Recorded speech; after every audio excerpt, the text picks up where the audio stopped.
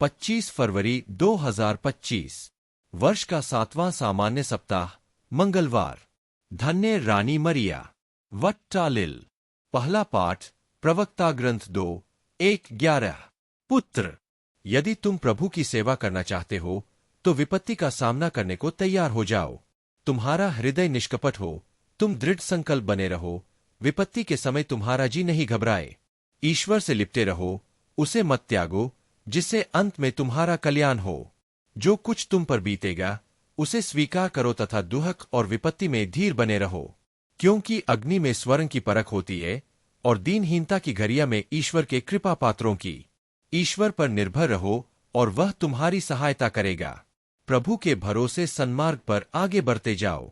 प्रभु के श्रद्धालु भक्तों, उसकी दया पर भरोसा रखो। मार्ग से मत भटको, कहीं पतित न हो जाओ।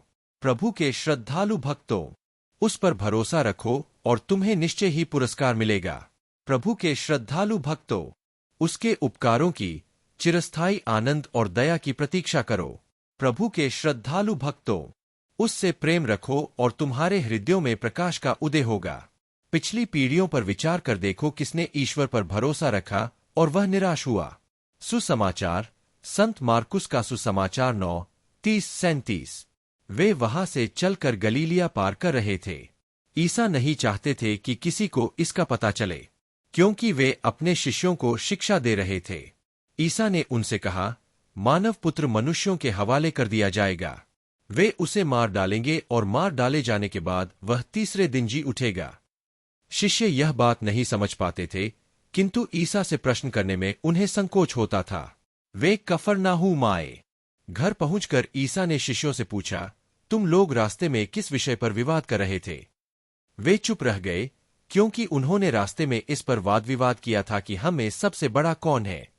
ईसा बैठ गए और बारहों को बुलाकर उन्होंने उनसे कहा, जो पहला होना चाहता है वह सबसे पिछला और सबका सेवक बने। उन्होंने एक बालक को शिष्यों के बीच खड़ा कर दिया और उसे गले लगाकर उनसे कहा, जो मेरे नाम पर इन बालकों में किसी एक का भी स्वागत करता है वह मेरा स्वागत करता है, और जो मेरा स्वागत करता है वह मेरा नहीं बल्कि उसका स्वागत करता है जिसने मुझे भेजा है। मनन चिंतन। इस मार्गदर्शक में एक धर्मनिष्ठ व्यक्ति को संबोधित करते हुए विपत्ति और कठिनाइयों का सामना करने के लिए तैयार रहने की सलाह दी जाती है। यह अनुशासन ईश्वर के प्रति अटूट विश्वास और दया पर निर्भर रहने की आवश्यकता पर जोर देता है। विपत्तियों को स्वीकार करना और दुहक में धीरज रखना महत्वपूर्ण है। यह संदेश बताता है कि कठिनाइयां एक परीक्षण है और ईश्वर पर भरोसा रखने से अंतः कल्याण और पुरस्कार प्राप्त होगा। ईश्वर के भक्तों को उसकी दया और उपकारों की प्रतीक्षा में श्रद्धालु रहना चाहिए। यह अनुभाग आत्मनिरीक्षण और आंतरिक परावर्तन के लिए एक प्रेरक संदेश प्रस्तुत करता है। ईसा मसीह के शिक्षण का यह भाग हमें अपने जीवन में विनम्रता और सेवा के महत्व पर विचार करने के लिए प्रेरित करता है। वह बताना चाहते हैं कि सबसे बड़ा वही है जो दूसरों की सेवा करने के लिए तैयार होता है। छोटे बच्चों का स्वागत करके हम ईश्वर का स्वागत कर रहे हैं, जो हमें पवित्रता और निर्दोषता का प्रतीक दिखाता है।